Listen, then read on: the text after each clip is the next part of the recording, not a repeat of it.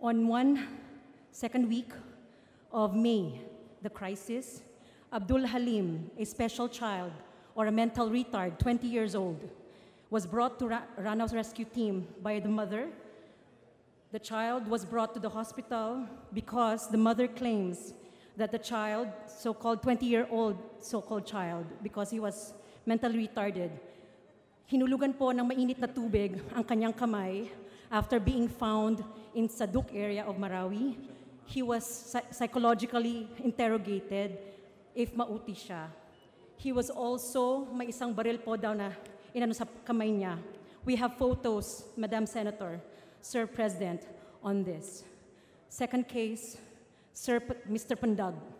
Among 26 men, he, upon being rescued by men in uniform in a location after the bridge of the rescue area, they were asked to remove their t-shirt, blindfold themselves, and walk blindfolded, and may narinig sila mga barrels, Ma'am Senator, Sir President. And isang sinabi po na boses ng isang authority, maghukay na kayo ng inyong libingan, Ma'am Senator, Sir President. I am from Marawi City, Your Honors. Please ask us, what do we feel? Please ask us, how do we stand up and arise? 20 bodies are in Kapin funeral, 100 days or almost 60 days not buried. What if it was your grandfather na hindi po nilibing? Sa Islam, one day lang po.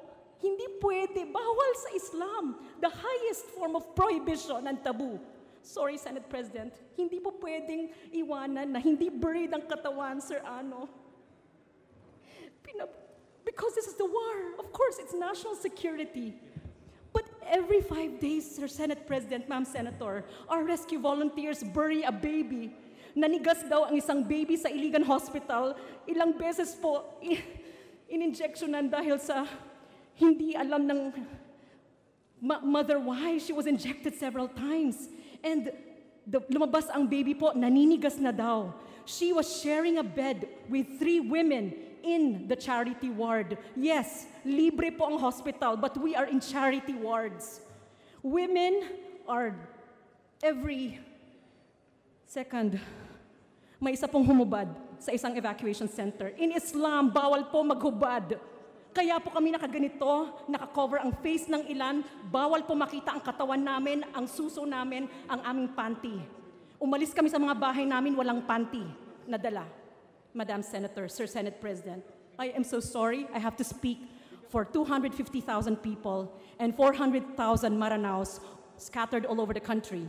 2 pregnant women in Pagadian were asked to be taken in by the PNP in the city government of Pagadian office because they were holding in their baggage a dextrose.